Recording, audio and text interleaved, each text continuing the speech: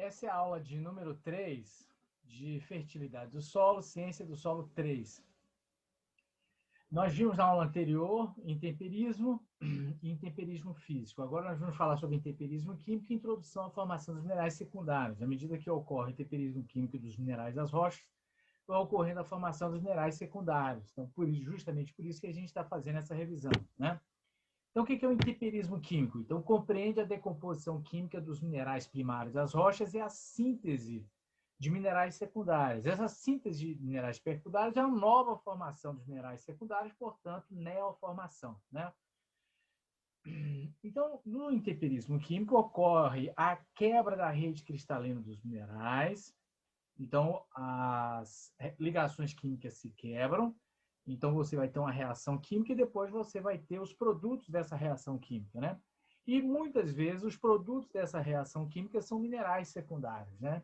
Então, isso que é o intemperismo químico. Então, ocorre a quebra da rede cristalina dos minerais, formação de novos minerais por meio de novas ligações químicas, né? Então, isso que é o intemperismo químico. Então, a transformação de natureza química dos minerais das rochas. As reações químicas provocam, na maior parte dos minerais, transformações que desmantelam o arranjo original dos cristais e, em consequência, desprendem alguns elementos químicos, como sódio, potássio, cálcio, magnésio, que estavam retidos na sua estrutura inicial. Então, os minerais eles são caracterizados por ter uma composição química e um arranjo atômico ordenado. Então, o arranjo desses minerais, quando ocorre intemperismo químico, muitas vezes ocorre uma transformação de natureza química nesses minerais. Então, eles têm alguns elementos químicos, eles passam a ter outros elementos, ou ocorre a quebra da rede cristalina dos minerais, ou às vezes apenas um rearranjo na organização desses minerais. E quando isso acontece, nós vamos ter um intemperismo químico. Nesse processo de intemperização química, alguns elementos eles podem ser substituídos, né? Como vamos ver logo à frente, o íon hidrogênio é um íon extremamente reativo, ele tem um raio iônico muito pequeno. Ele tem grande capacidade de, na estrutura cristalina dos minerais, entrar no lugar do sódio, do potássio, do cálcio e magnésio, né? Por isso que ele está falando aqui, né? No intemperismo químico ocorre um desmantelamento do arranjo original dos cristais minerais, com a consequente desprendimento de elementos químicos, né? Esse desprendimento dos elementos químicos ocorre justamente quando esses elementos são substituídos por exemplo, pelo elemento hidrogênio, H+, né? Pelo hidrogênio. Portanto, os elementos químicos que estavam presos na estrutura cristalina dos minerais e indisponíveis às plantas, depois de liberados pela ação do intemperismo, podem ser postos à disposição das plantas no solo. Então, olha só, e o cálcio, o magnésio e o potássio são elementos químicos essenciais às plantas. Só que quando esses elementos estão presentes no solo, mas, no entanto, ligados à rede cristalina dos minerais primários, esses elementos estão indisponíveis às plantas. Esses elementos só se tornam disponíveis às plantas quando ocorre a quebra da rede cristalina dos minerais, e esses elementos eles são disponibilizados no solo, normalmente na forma de cátions e ânions, assim como nós falamos na primeira aula, né, aqui da fertilidade do solo. A desintegração e decomposição das rochas minerais produzem novos minerais de menor tamanho, que são os minerais secundários, né? Então, normalmente, durante o intemperismo químico, os minerais das rochas sofrem transformações. Esses minerais são chamados minerais primários e muitas vezes esses minerais primários dão produtos que são os minerais secundários.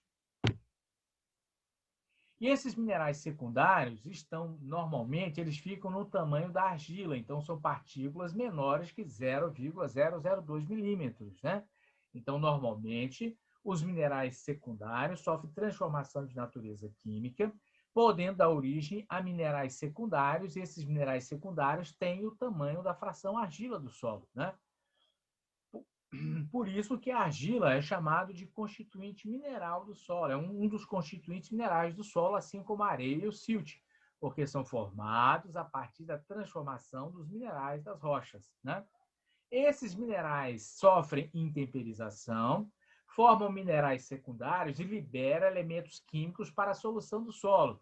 Esses elementos químicos são chamados sais minerais. Então, esses sais minerais que estão presentes no solo são provenientes do intemperismo químico dos minerais primários das rochas.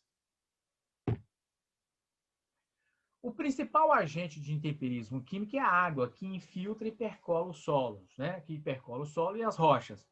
Olha só, então nós falamos na aula anterior que o solo ele é resultante dos fatores de formação do solo: clima, relevo, organismos vivos, tempo e material de origem. Então, o material de origem, a matéria-prima que forma o solo, são as rochas.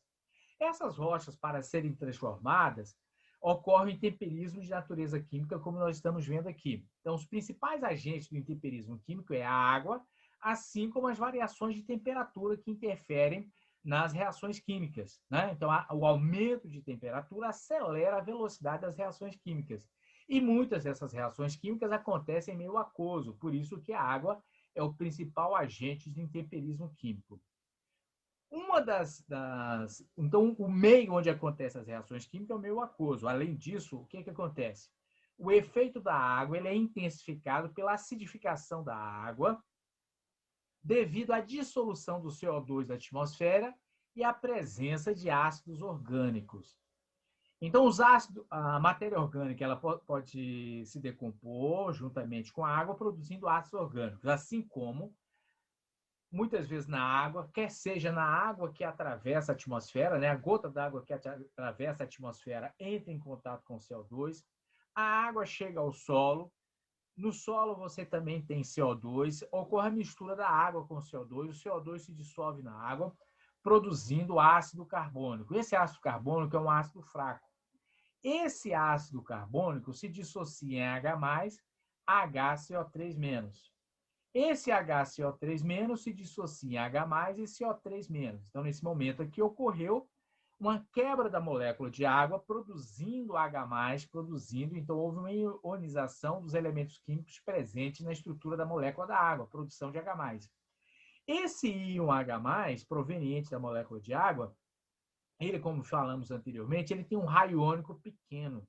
Além disso, esse íon é extremamente reativo, então ele entra na estrutura cristalina dos minerais, no lugar do cálcio, magnésio e potássio. Quando isso acontece, ocorre um desmantelamento da estrutura cristalina dos minerais, ocorrendo o intemperismo químico, né? Alguns elementos da estrutura cristalina dos minerais são mais facilmente deslocados pelo hidrogênio do que outros, né?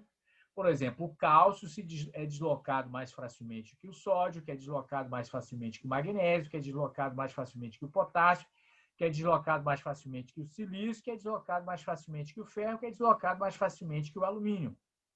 Então, quais os elementos da rocha? Quais os elementos que a rocha perde primeiro, né? Então, os elementos que a rocha perde primeiro são aqueles elementos cujo mineral tem cálcio. Então, o mineral que tem cálcio sofre transformações de natureza química mais rapidamente. Por quê? Porque o hidrogênio consegue deslocar esse elemento com mais facilidade, né? Depois vem o sódio, depois o magnésio, depois o potássio. Minerais que têm silício, ferro e alumínio são deslocados com maior dificuldade, né?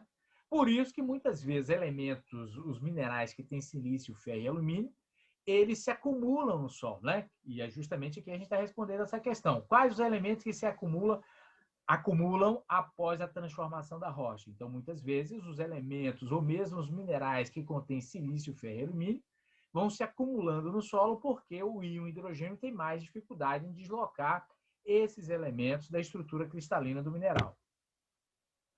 A decomposição dos minerais primários às rochas resulta da ação separada ou simultânea de várias reações químicas. Então, o intemperismo químico envolve transformações, reações de oxidação, hidratação, dissolução, hidrólise e acidólise. Então, essas são as reações do intemperismo químico e muitas vezes essas reações acontecem em meio aquoso. O que vem a ser uma oxidação? Então, as reações de oxidação envolvem uma transferência de elétrons, né? Então, as reações de oxidação poderiam ser chamadas de reações de oxirredução, né? Porque a oxidação envolve perda de elétrons e a redução envolve ganho de elétrons, né? Então, muitos minerais, eles são formados de ferro 2. Então, ferro 2. Esse ferro 2, ele perde um elétron. Quando ele perde elétron, ele se transforma em ferro 3+. O elétron, ele tem carga negativa. Então, o ferro, ao perder uma carga negativa, ele fica mais positivo. Por isso que ferro 2 se transforma em ferro 3+.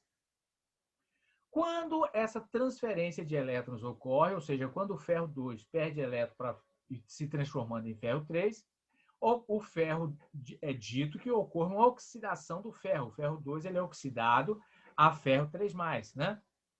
Então, o ferro, quando o ferro 3+, e por outro lado, quando esse ferro 3+, ele ganha um elétron, ele se transforma em ferro 2+.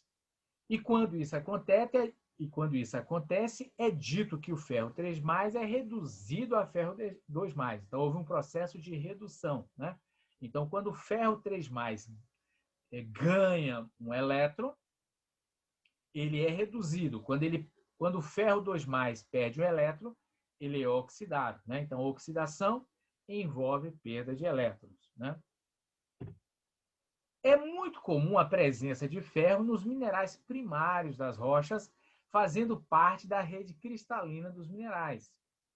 Então, quando o ferro 2+ é oxidado, provoca o desequilíbrio das condições anteriores. O ferro 2+ perde elétrons e se transforma em ferro 3+. Esse ferro 3+, apesar de ter perdido apenas um elétron, ele não é mais o mesmo, ele tem uma característica química diferenciada. Essa característica química diferenciada fragiliza a estrutura do mineral, tornando o mineral suscetível a modificações, a transformações, né?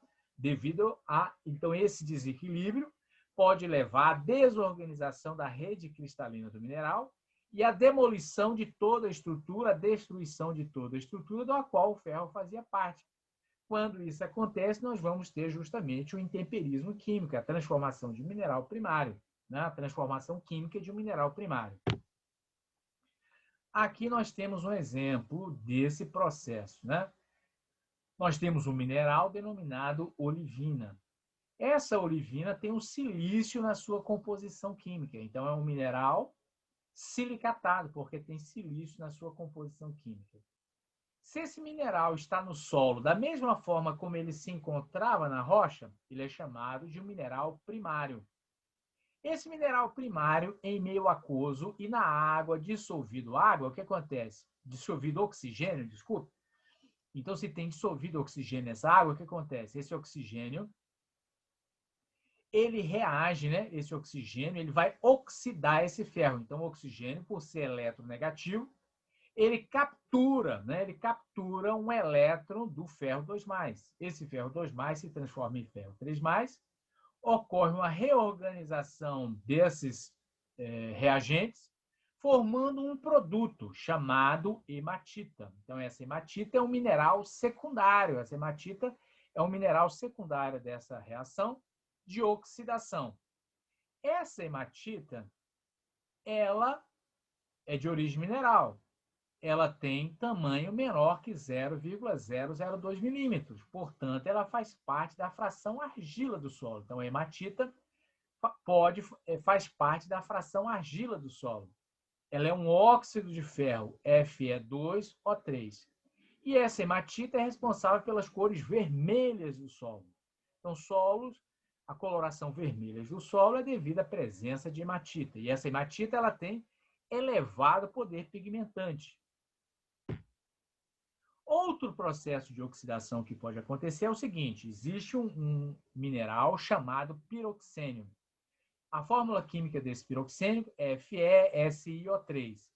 Esse piroxênio, então, é um mineral primário, ele pode se encontrar no solo da mesma forma como ele se encontrava na rocha. Então, ele é um mineral primário. Esse mineral primário tem silício na sua composição química, portanto, é um mineral silicatado. Esse mineral silicatado, em contato com o oxigênio, em contato com a água, que é um meio aquoso, o que acontece? Esse ferro 2+, ele se oxida, perde elétrons. Ao perder um elétron, ele se transforma em ferro 3+, ele fica mais positivo. Ele perde uma partícula negativa, fica mais positivo, né? Perde uma partícula negativa, ele fica mais positivo, se transformando em ferro 3+.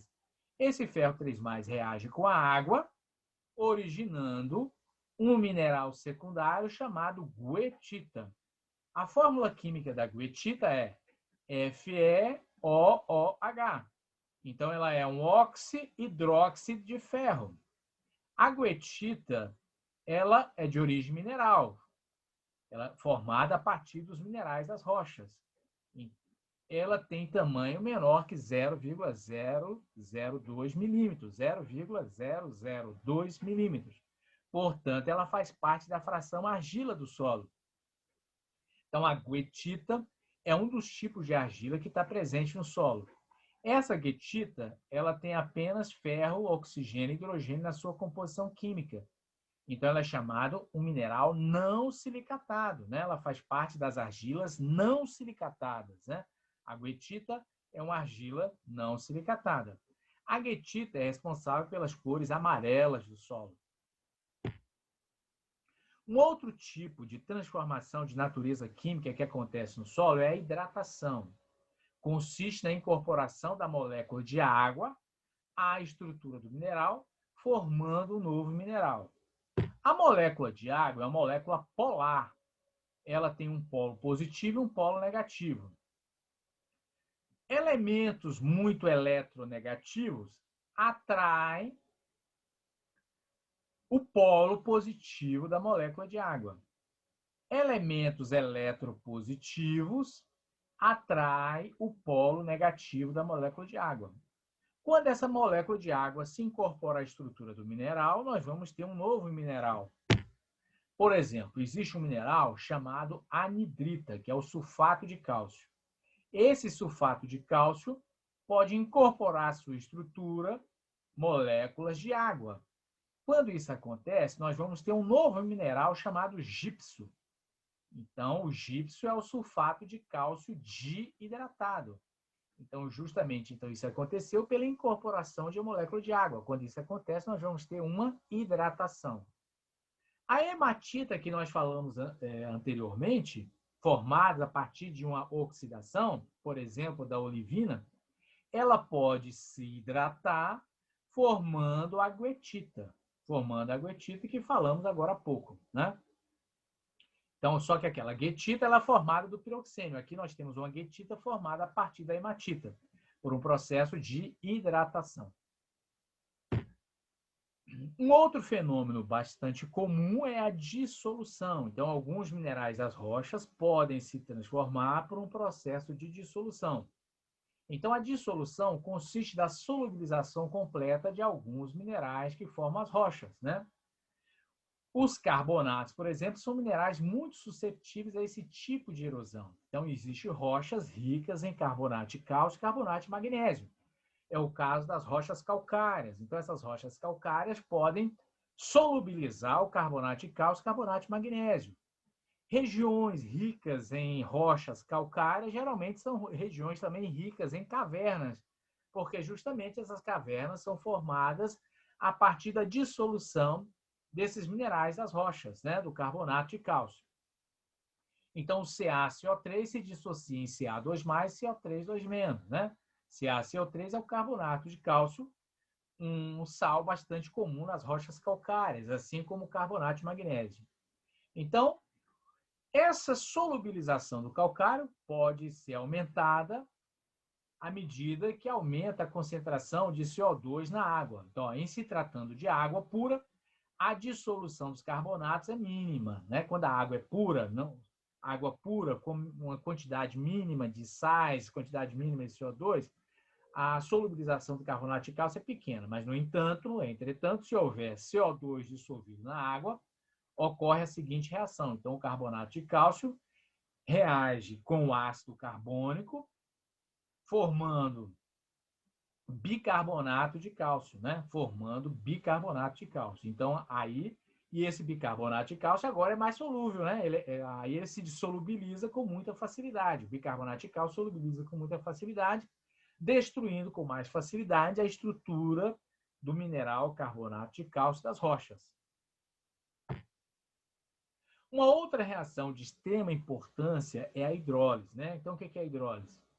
Hidro, água, lise, quebra. Então, a hidrólise envolve a quebra da molécula de água. Então, a hidrólise é a reação química entre os íons H+, proveniente da ionização da água, e cátions do mineral, né? Então, o íon H+, reage com cátions do mineral. De onde vem esse íon hidrogênio? Então, a origem desse hidrogênio é justamente a quebra da molécula de água, né? Então, a quebra da molécula de água reage com o íon H+, e esse íon H+, reage com o metal, né? Com os metais alcalinos terrosos. Quando isso acontece, nós vamos ter uma reação de hidrólise. Então, o íon H+, e como nós falamos anteriormente, esse íon H+, ele tem um raio iônico pequeno, é um íon extremamente reativo, e ele entra na estrutura dos minerais, deslocando principalmente cátions alcalinos, potássio e sódio, e alcalinos terrosos, cálcio e magnésio, né? Que são liberados para a solução. E aí, a estrutura do mineral na interface sólido-solução de alteração acaba sendo rompida, liberando silício e alumínio na fase líquida, né? Então, os minerais das rochas, as rochas começam a se transformar em sua superfície. É isso que é chamado interface, né? Interface sólido-solução. Então, a rocha envolvida por água, né? Ela começa a se transformar ali naquela superfície, que é a interface sólido-solução. Quando isso acontece, ocorre a ruptura da rede cristalina dos minerais, quebrando a estrutura cristalina dos minerais, liberando cátions, liberando também silício e alumínio. Esses elementos podem recombinar-se, resultando na neoformação de minerais secundários, né? Então, a partir do intemperismo químico, como nós vimos anteriormente, aquelas reações com piroxênio, reações com a olivina, pode originar outros minerais. Esses minerais são chamados minerais secundários. Só que naquelas reações nós estávamos falando de oxidação. Agora a gente está falando de hidrólise, né? Então, a hidrólise ocorre sempre na fase de pH entre 5 a 9, né? Um pH de 5 a 9. No caso, os feldspatos potássicos temos. Então, o que é o feldspato? O feldspato é um mineral que compõe as rochas.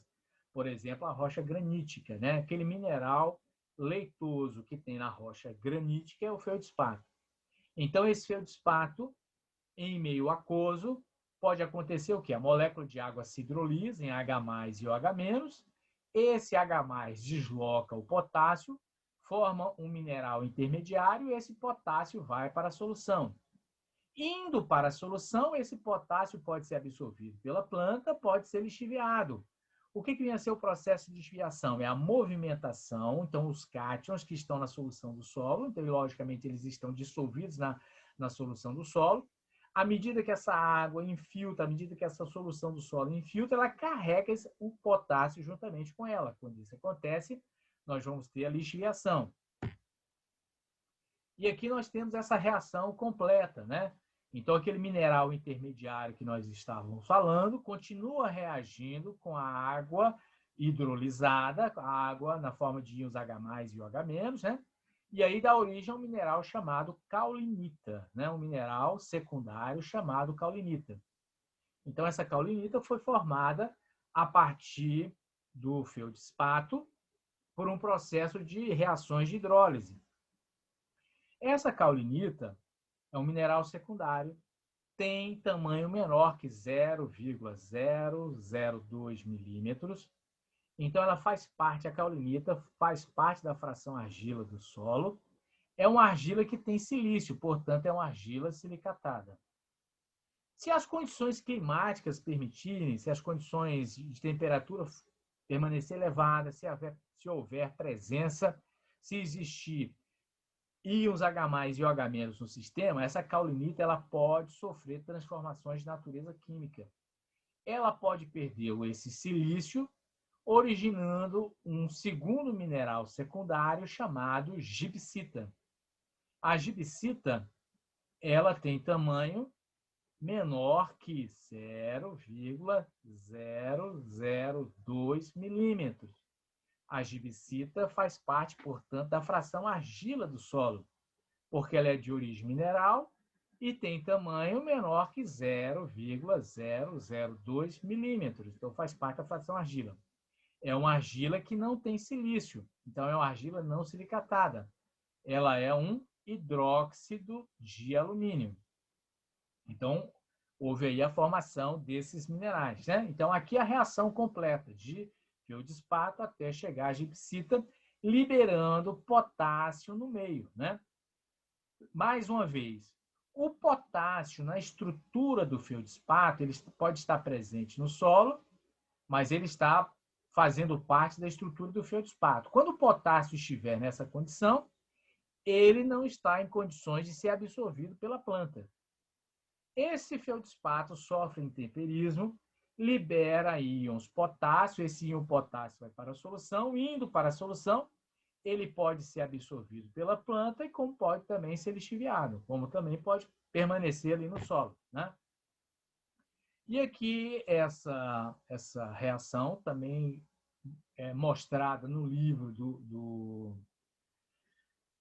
no livro do Igor Lepech, né? Tanto no livro de solo, formação do solo e manejo do solo, como também no livro 19 lições de pedologia, você tem essa figura aqui, essa imagem, né? Que mostra justamente isso, né?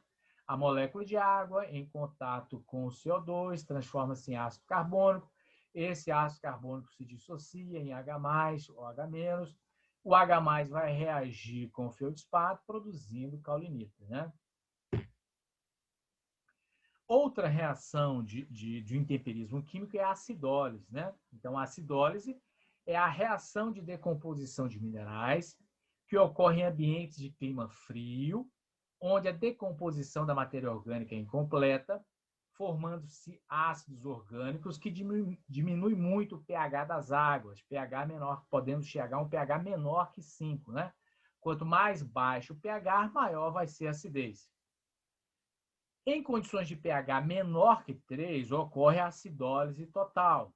Por exemplo, nós podemos ter o feldespato se transformando, provocando a quebra total do mineral sem a formação de nenhum mineral secundário. Então, ocorre a ruptura cristalina total dos minerais, os reagentes, ocorre essa reação sem a formação de minerais secundários. Forma outros tipos de compostos que se quebram e são transformados em íon silício, íon alumínio e íon potássio, que ficam dissolvidos na solução do solo quando ocorre a acidólise total.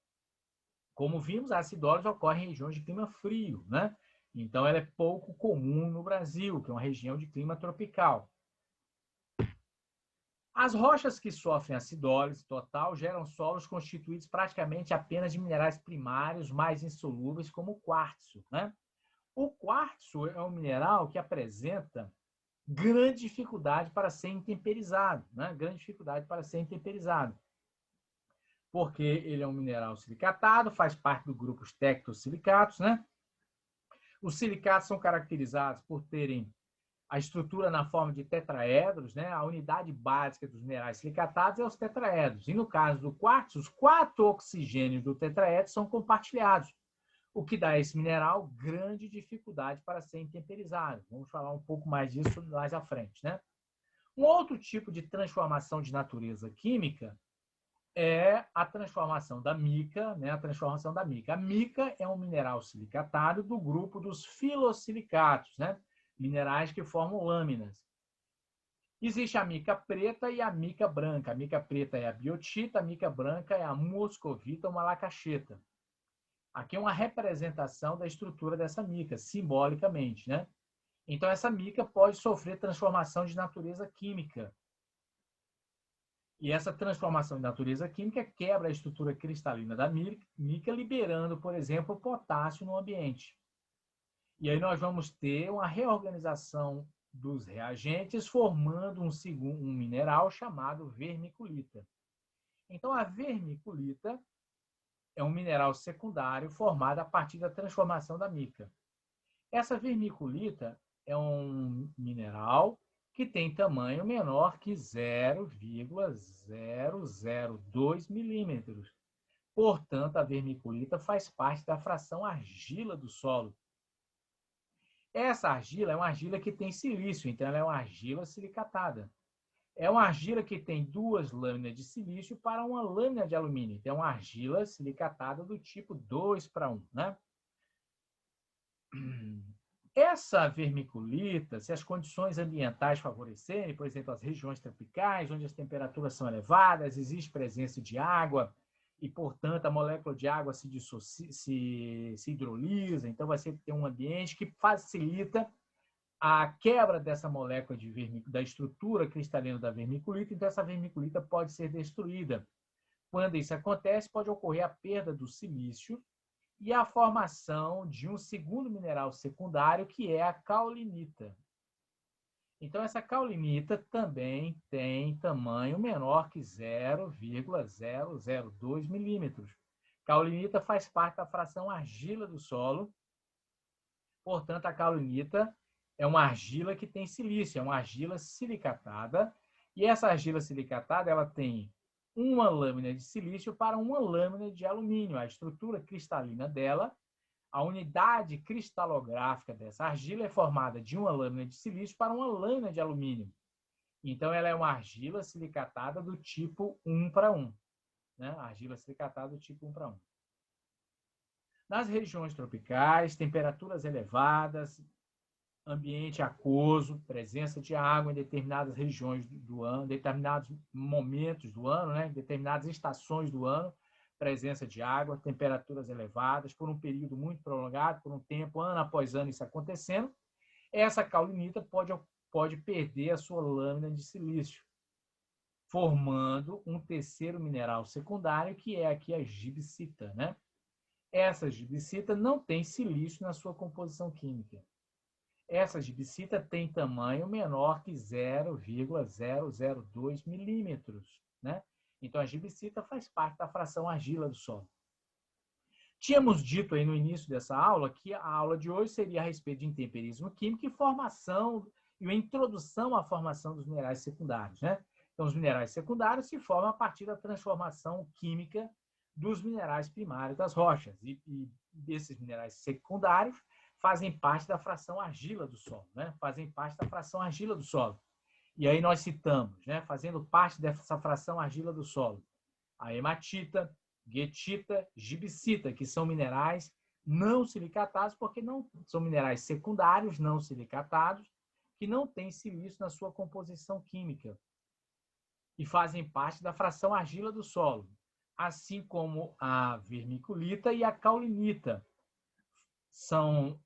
fazem parte da fração argila do solo, têm silício na sua composição química, portanto, são argilas silicatadas. Essa vermiculita aqui é uma argila que está presente no solo. Não confundir essa vermiculita com um produto que é vendido para os viveiros, que é chamado vermiculita.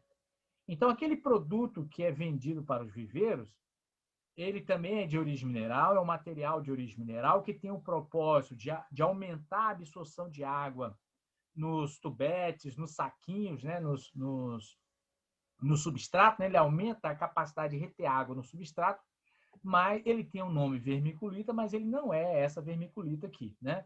É um material de origem mineral, mas que não é essa mesma argila silicatada aqui. Então, por meio dessa explicação, nós terminamos aí a discussão, essa aula sobre intemperismo químico. Muito obrigado.